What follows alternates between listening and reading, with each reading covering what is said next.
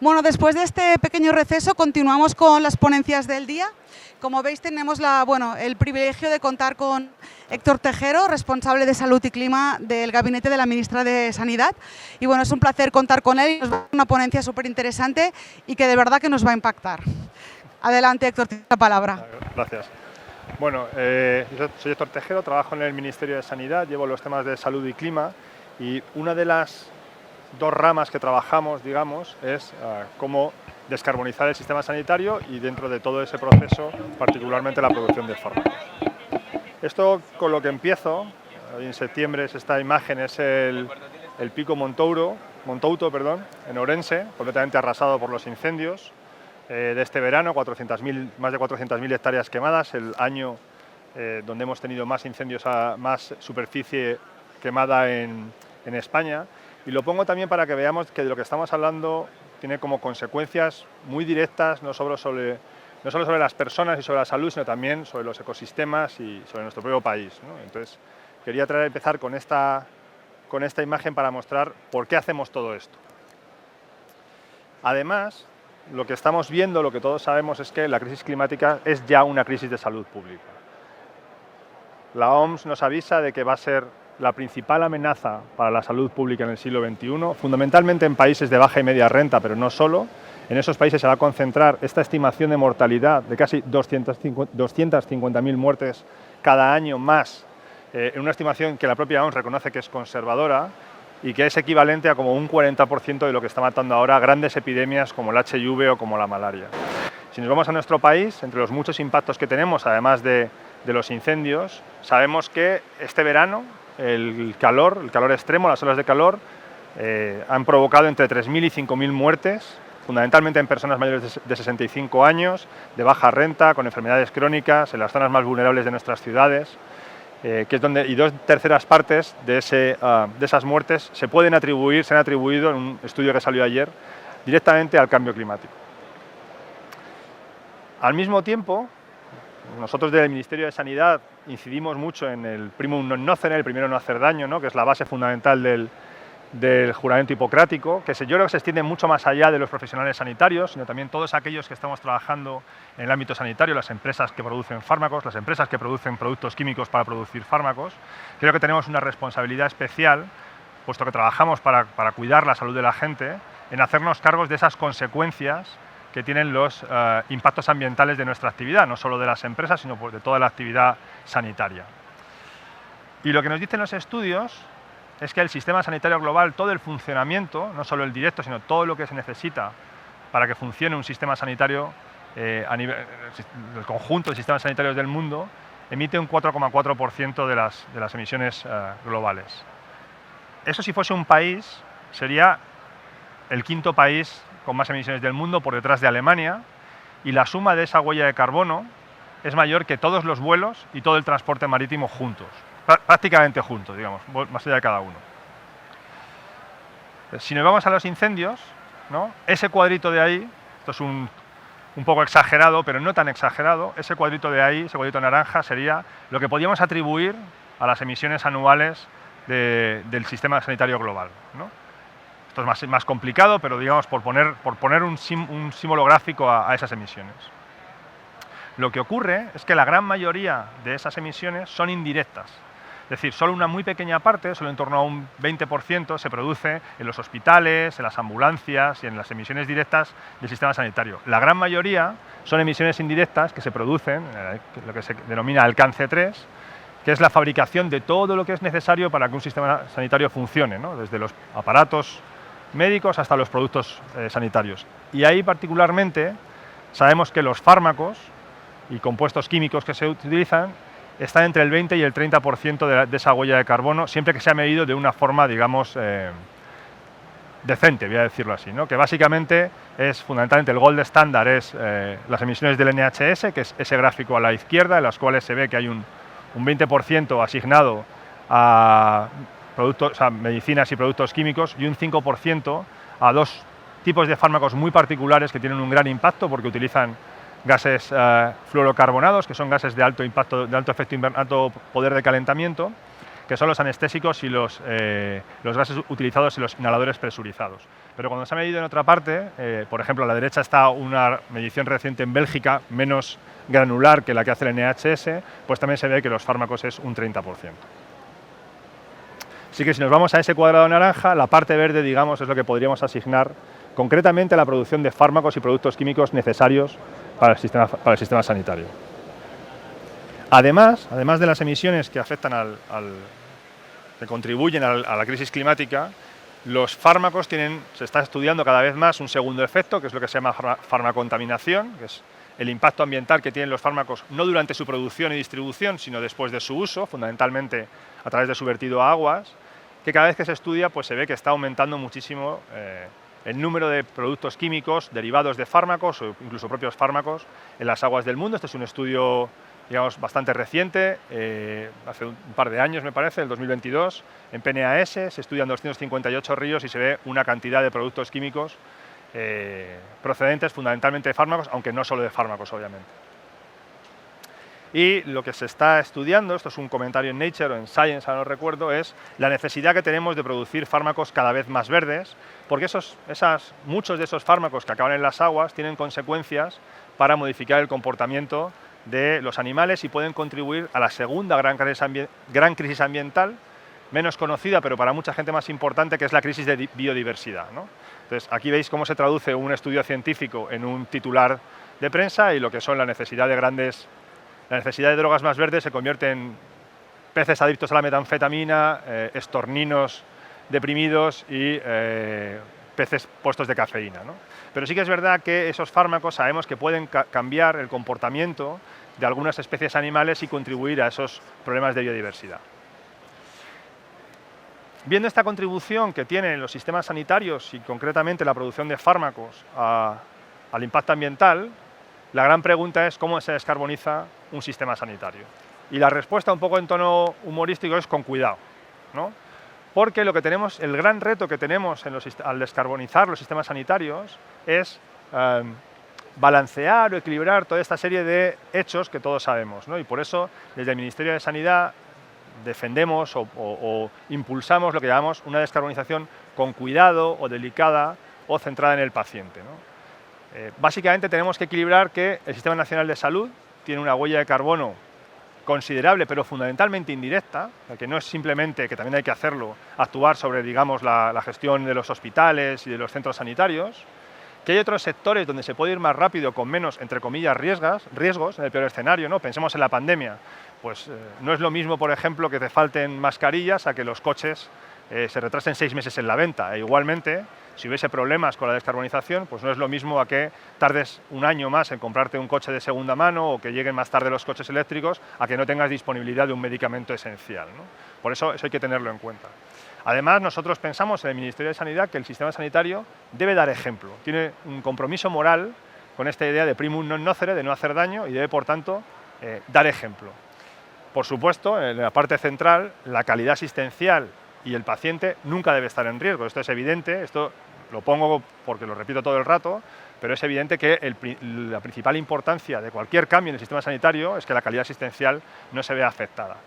No solo no debe estar en riesgo, sino que esto es igual o más importante, no debe parecerlo.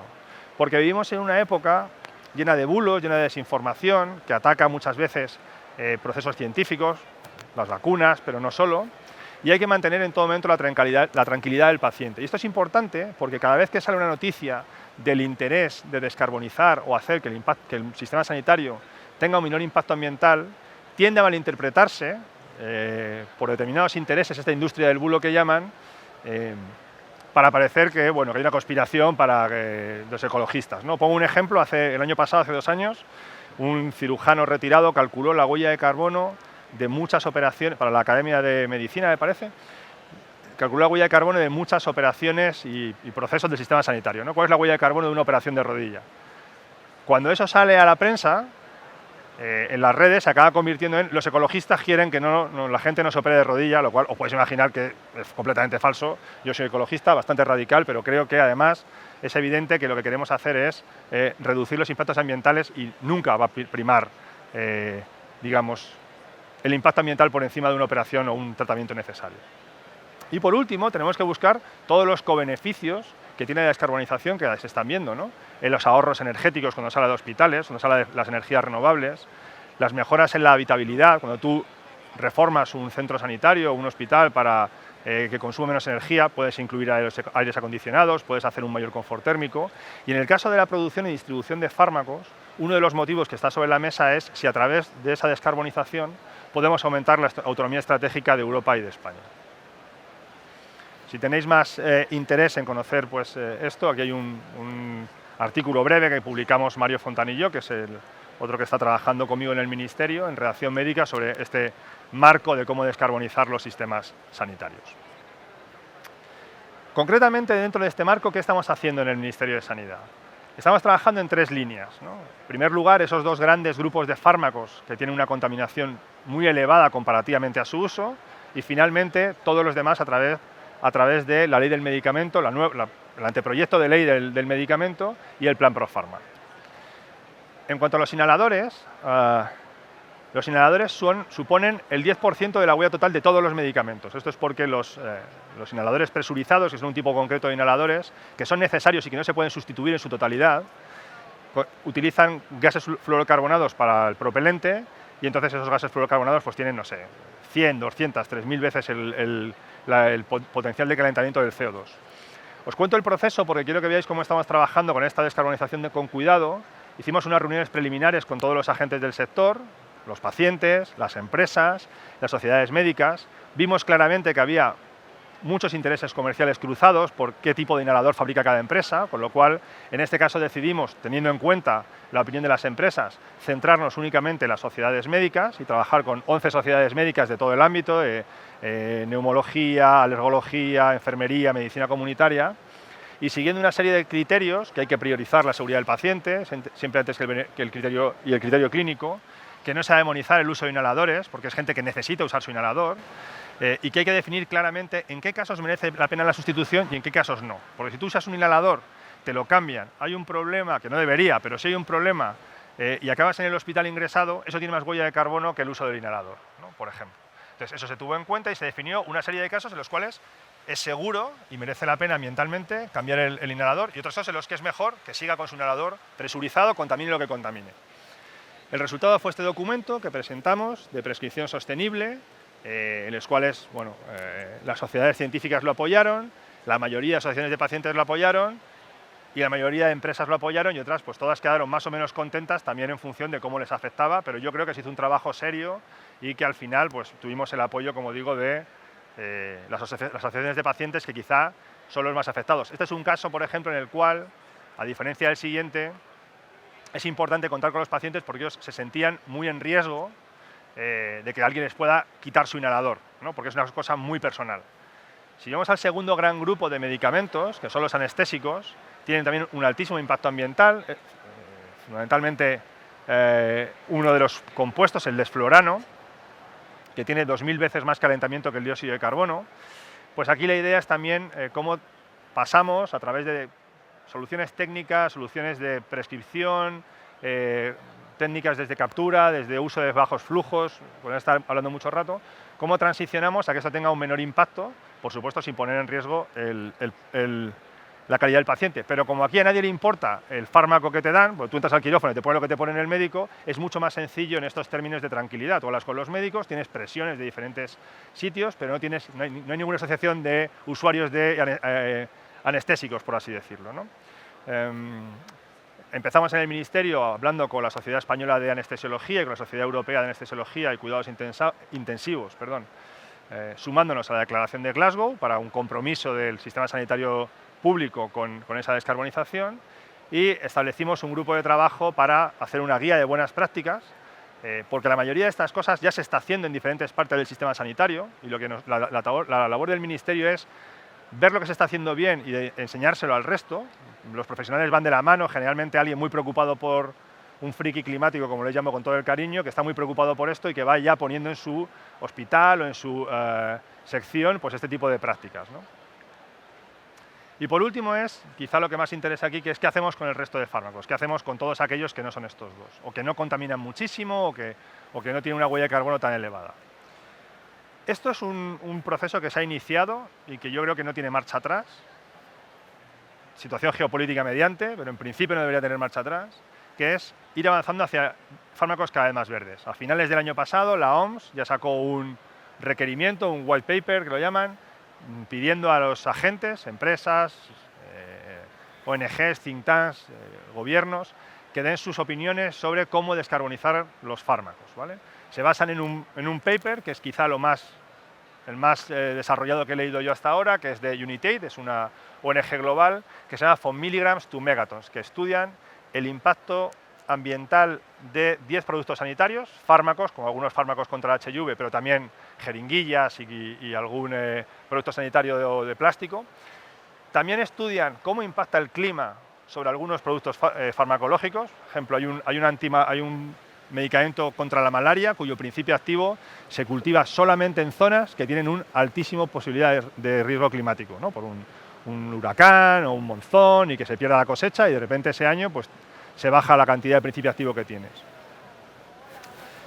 Lo que hicimos nosotros es, dentro del anteproyecto de ley del medicamento y productos sanitarios, que es una ley muy compleja y que aborda un cambio fundamental en quizá el cambio más fundamental, que es cómo se determina el precio y la financiación de los fármacos en el sistema sanitario, pues nosotros nos colamos y metimos, digamos, introducimos criterios ambientales dentro de esa ley, ¿no?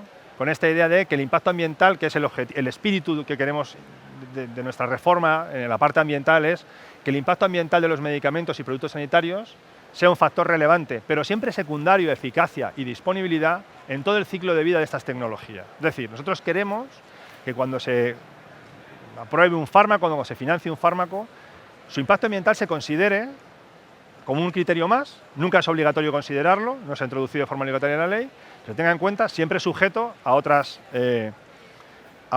criterios, ¿no? Dicho en claro, si hay un fármaco contra cualquier enfermedad y solo hay ese fármaco y contamina mucho, pues contaminará mucho, no se puede hacer nada, ¿no? Pero si tienes una familia de fármacos con 5 fármacos distintos o 5 formas de producir un mismo fármaco de varias diferentes formas en diferentes empresas y cada una de ellas es más o menos verde, pues hay que premiar al que lo haga más verde y hay que premiar al fármaco más verde. Ese es el espíritu de la ley, digamos.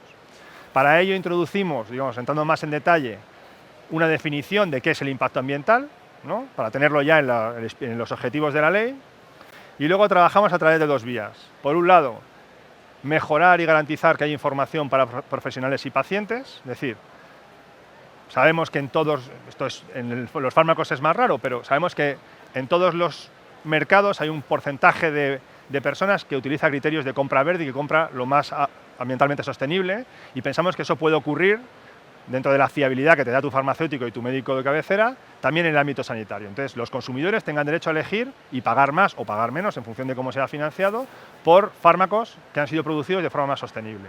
Igualmente, que el médico el profesional prescriptor tenga esa capacidad de, dentro de su conocimiento, pueda decir: voy a dar estos fármacos que son más sostenibles, ¿no? Digamos, eso sería por el lado de la demanda. Y por el lado de la oferta, es incluir el impacto ambiental dentro de los criterios de financiación y precio de medicamentos, dando una señal a los productores, ¿no? A las empresas. Están ahí los diferentes artículos. ¿Cuál es el problema de esto? Digamos, que actualmente no sabemos muy bien cómo se mide un impacto ambiental de un fármaco individual. Esto es una ciencia en desarrollo. Yo estuve en abril en un seminario en Utrecht con investigadores que están haciendo esto. Yo soy investigador de formación, soy bioquímico, trabajaba en bioinformática del cáncer hasta de meterme en cosas climáticas. Y entonces lo que se ve allí, lo que está haciendo toda esta gente es intentar desarrollar un estándar de evaluación de impacto ambiental, ¿vale? Lo que nosotros hemos hecho desde el Ministerio es preparar el andamiaje legal para que cuando tengamos ese impacto ambiental entre directamente en el sistema sanitario sin necesidad de hacer una nueva reforma de una de las legislaciones más complicadas. Entonces, por eso, ahora mismo el impacto ambiental es una cosa que es voluntaria y que está por definir en una disposición adicional, la disposición adicional 18, decidiremos cuál es el impacto ambiental que queremos utilizar en España, que desde nuestra perspectiva obviamente debe estar armonizado y coordinado con el resto de países y de la Unión Europea al menos, y el Reino Unido, que son con los que estamos trabajando, ¿no? Y necesitamos 2 cosas. Necesitamos un estándar de impacto ambiental suficientemente complejo como para que las situaciones en las que se defina el precio y financiación pueda tener, digamos, en cuenta diferentes aspectos del impacto ambiental, la forma de contaminación, las emisiones, esos son... Yo estuve allí en el seminario yo les veía a los científicos y venían cosas con 20 parámetros, depende de si estás en España o en Suecia porque hay más agua, depende de si el lago es más profundo o no, que son cosas que probablemente un grupo de expertos puede tener en cuenta, pero no se deben, digamos, los políticos y los empresarios necesitamos cosas mucho más sencillas con las que trabajar seguramente, ¿no? Por eso también hace falta una medida simple y comprensible para estos prescriptores y pacientes, algún tipo de semáforo, ¿no? O como los criterios que se ponen en las casas de eficiencia energética, que sean fármacos más o menos contaminantes, sencillamente alguien pueda decidir cuál de ellos. Y eso es lo que estamos trabajando. Y el objetivo, como decía, es que estos criterios se incorporen a lo largo del ciclo para reforzar la autonomía estratégica del sector farmacéutico nacional, europeo y también la seguridad del Sistema Nacional de Salud. Por otro lado, la última diapositiva, la última vez que presenté esto, pues no estaba porque el plan ProPharma no había salido, salió en julio, así que supongo que todos o muchos lo habréis leído. También se han incluido criterios ambientales y consideración de estándares para incentivar la sostenibilidad de empresas en el plan ProPharma, ¿no? En mi opinión, si queréis lo discutimos, son criterios muy razonables, son cosas que ya se sabían que iban por ahí, tener un plan de descarbonización, tener determinados certificados, que solo dan más puntos de cara al ProPharma para optar a mejor financiación o para minorar el retorno que dan las farmacéuticas al sistema sanitario a través de la disposición adicional sexta, el dinero que devuelven al sistema sanitario las farmacéuticas. Y eso es otra medida, digamos, por el lado de la oferta. Igualmente hay una tribuna relativamente corta con un poco más de detalle por si queréis revisarlo, y luego están las 300 páginas del anteproyecto de ley, que es un proyecto de ley muy complejo, donde está todo esto recogido. Pero que sepáis que no somos los únicos, eso es una cosa que nos ha dado solo a nosotros, o sea, el NHS, que es, hasta que nosotros les cojamos el sistema sanitario que está yendo más en temas de descarbonización y de adaptación, tiene una hoja de ruta, publicó en el 2022, en las cuales, a través de la compra de medicamentos y de productos sanitarios, como el NHS tiene una compra, define sus propios mecanismos de compra porque es centralizado, pues en abril del 22 ya necesitas tener, en abril del 23 necesitas que todas las ventas de más de 5 millones de libras la empresa tenga un plan de descarbonización. En 2027 se va a pedir que ese plan de descarbonización afecte a las emisiones indirectas de la empresa, y en 2028 se espera que haya requerimientos de huella de carbono a nivel de producto. Si tú quieres venderle mascarillas al sistema sanitario inglés, tendrás que aportar la huella de carbono de producción de mascarillas. Entonces, todo el mundo está aquí, mascarillas es mucho más sencillo que paracetamoles, por decirlo pronto y mal, pero este es el camino que se va a seguir, digamos, en la próxima década, y de hecho nuestro proyecto, el anteproyecto de ley, tiene esa perspectiva, como os decía, es un andamiaje para la próxima década. Esto, de momento, no se va a tener en cuenta más que en los criterios seguramente van anestésicos y los propelentes, que ya se está teniendo en cuenta, que los propelentes nuevos que van a llegar, ya están llegando con algunas empresas, propelentes bajos en carbono para inhaladores, pues seguramente se va a intentar que sean más baratos para incentivarlos. La última parte que me queda, que es de la que no puedo hablar mucho porque estamos mucho menos avanzados, estamos en proceso, es la Directiva de Aguas Residuales Urbanas, una directiva europea que impone la necesidad de hacer scraps, de hacer sistemas de responsabilidad ampliada del productor a todos los países, que estamos trabajando, bueno, esto lo lleva Miteco, lo lleva el Ministerio de Transición Ecológica, estamos trabajando con ellos porque somos conscientes, nos ha llegado pues muchos comentarios, ¿no?, del problema que puede suponer si esto no se hace bien para la industria farmacéutica, especialmente para la industria de genéricos, que además es una prioridad para nosotros como país. Somos conscientes de que la evidencia científica que se ha utilizado es, por decirlo suavemente, controvertida, y estamos trabajando con Miteco para abordar su implementación, nosotros aportando esta perspectiva de disponibilidad, de que no afecte al sistema sanitario y de los, digamos, ese marco que os he puesto antes de descarbonización con cuidado.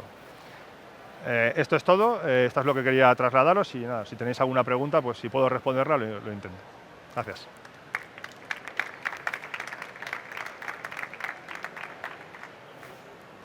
Si queréis hacer alguna pregunta a Héctor, os facilito el micro. Si no, pues damos por finalizada su ponencia y... perdón, un momento. Adelante. Espera, yo tengo cascos. Sí, bueno, intenta... Puedes coger. Igualmente intento hablar un poco más fuerte. ¿Qué tal? Encantado y muchas gracias. Espectacular desde el punto de vista... Yo estoy metido en el sector sanitario, pero desde la parte del transporte, ¿vale? Como proveedor de transporte, con lo cual imaginas lo que incide directamente en la huella del carbono, sobre todo el transporte, que es posiblemente los primeros, o lo más relevante, lo primero se ve. Pero enlazo un poco con la primera ponencia que ha hecho la persona que hablaba de Afaquín al respecto de los genéricos, y decía que en Europa los genéricos cada vez se fabrican menos. Es decir, estamos hablando de que el genérico es importante, que España vamos a apostar por los genéricos, pero los genéricos vienen de importación, vienen de Asia, y la huella de carbono de un contenedor o de un avión, como puedes imaginar, especialmente es negativa. Entonces, es complicado, ¿eh? O sea, no sé si es una pregunta o es una reflexión, o por experiencia propia casi. Porque claro, yo me pongo a mirar la huella de carbono, que la tengo medida en mi compañía, de lo que incide un contenedor desde el puerto de Shanghái al puerto de Valencia o Barcelona, o una carga que incide mucho más, y va un poco en contradicción. O sea, que me parece excelente y espectacular, pero que difícil mezclar un poco todo, o difícil manejarlo realmente. O se apuesta, y has mencionado el paracetamol, que como bien decía precisamente ella en su presentación, el paracetamol no se produce actualmente en Europa, viene de importación, y además desde muy lejos. Nada más, simplemente hacer ese comentario. Gracias. Sí, o sea, yo creo que aquí, para nosotros aquí se trata de ser pragmático, ¿no? O sea, si se producen, es lo que decíamos antes, si tú tienes todos los principios activos se producen fuera, pues eso no va a tener, no se va a considerar esa huella de carbono. Habrá que hacer con eso y ¿cuál es la idea? Ver de alguna forma que si eso es por criterios de autonomía estratégica de seguridad, si nosotros queremos que el paracetamol se vuelva a fabricar en Europa, si esto puede contribuir. Esto no es el único criterio, pero puede ser, ¿no? Con el tema de transporte, por ejemplo, solo por curiosidad, los barcos son tremendamente eficientes. O sea, yo lo tengo calculado para las frutas, porque se me salga mucho, contamina más desde el puerto de Sagunto a Madrid una furgoneta que desde Chile hasta el puerto de Sagunto en barco, por unidad de fruta. Esto es una cosa espectacular, pero lo he calculado varias veces, lo he hecho a mano, con ChatGPT, o todas las formas que se me ocurre, y es sistemático, ¿no? O sea, los barcos son muy eficientes en un transporte. Entonces, en avión es otra cosa, ¿no? Pero lo mismo te digo, si tú necesitas transportar en avión por criterios de refrigeración, pues es lo que hay. Ahora, si tú puedes, ¿no? Si una empresa lo transporta en barco y otro transporta en avión, mi criterio ambiental es: vamos a favorecer a la que potencia el barco o ha hecho un mecanismo que permite transportar en barco en vez de tener que hacerlo en avión. Ese es el espíritu de la ley. Como digo, con un pragmatismo y una capacidad de mejora poco a poco. Nosotros en el sistema sanitario tenemos que ir adaptándonos, o sea, poquito a poco para no tener estos problemas de disponibilidad, y también es lo mismo que ocurre con la directiva de aguas, ¿no? Nosotros no nos podemos permitir como sociedad, como gobierno, y yo personalmente como ecologista, que hay un problema con la transición ecológica por ir demasiado rápido, sobre todo en este criterio, ¿no? Es lo que decía, y creo que en eso todos somos conscientes, y lo que queremos hacer es que se vaya, pues eso, poco a poco. Es decir, tenemos hasta 2040, 2050, 2045 para descarbonizar el sistema sanitario. Vamos empezando, hay otros sectores que van mucho más rápido, y este tiene que adaptarse, y sabemos que es más complejo, que hay buena parte de la química verde está sin desarrollar, pero va avanzando. Pero es un proceso, y lo que hay que hacer es, como no parar, tampoco acelerar más de la cuenta, digamos, ¿no? En este caso concreto. Igual en otros sectores sí hay que acelerar más de lo que estamos haciendo, pero concretamente en el farmacosanitario, por así decirlo, creo que todo el mundo estará de acuerdo en que nadie quiere que no tener paracetamol un día por el impacto ambiental, que es mucho menor comparado con, yo qué sé, ¿no? Cualquier otra cosa que te imagines. Pues muchas gracias, Héctor. No sé si alguien más quiere comentar algo. Pues entonces damos por terminada la ponencia de Héctor, a quien agradezco enormemente su presencia. Y en un par de minutitos empezamos la siguiente. Muchas gracias.